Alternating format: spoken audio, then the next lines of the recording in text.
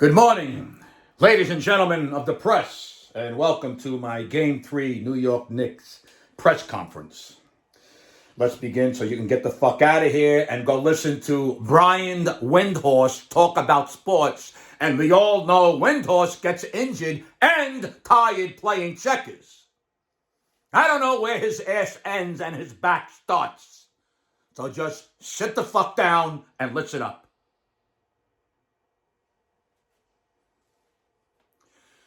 Do you understand what you're seeing?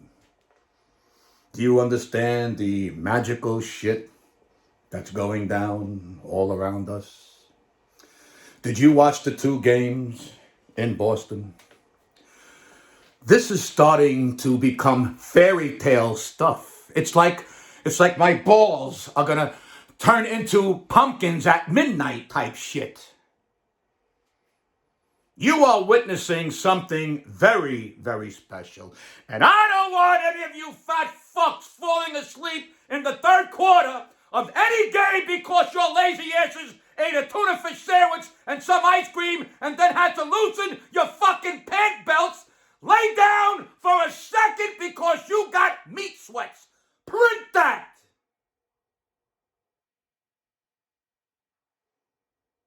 Well, Game 1 was a hell of a game, wasn't it?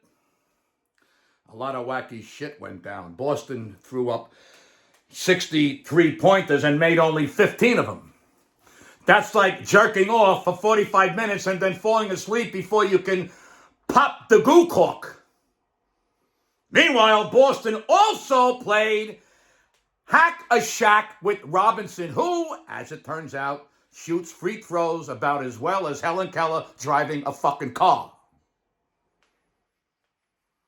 We were down by as much as 20 points in the second half and came all the way back and won that damn game in overtime.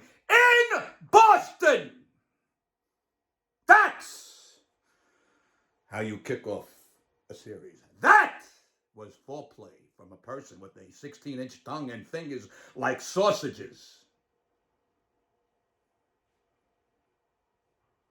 So, then game 2 comes and holy shit, if almost the same fucking thing doesn't happen again. Except this time Boston took 43s and only made 10 and we were down by 20 in the third and came back to win by 1.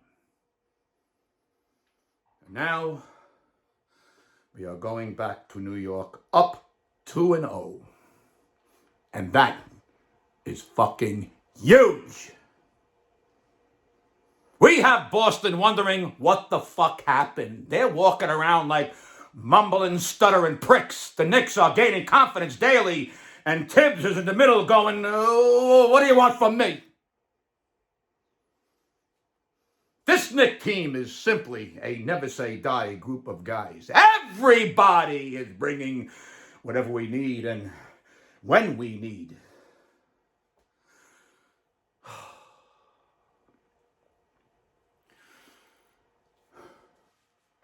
Okay, now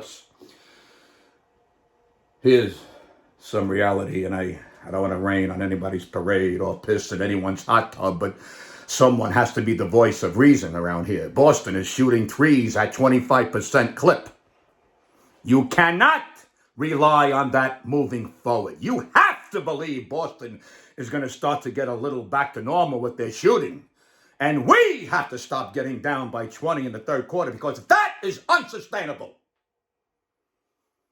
Unless Boston keeps shooting like shit and we keep coming back every game, then if that's the case, then what I just said is meaningless and she should strike it from the record. I have no further questions for this witness.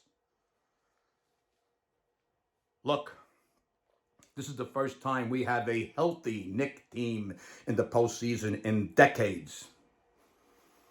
The minutes played isn't such a beast in the postseason. You get adequate rest between games. And because our bench apparently consists of a bunch of 5'6" white accountants who wear PF flyers, that is not an option for help. Tibbs is going to have to keep getting that 7-man rotation to play their guts out. There's no other choice. And that's that.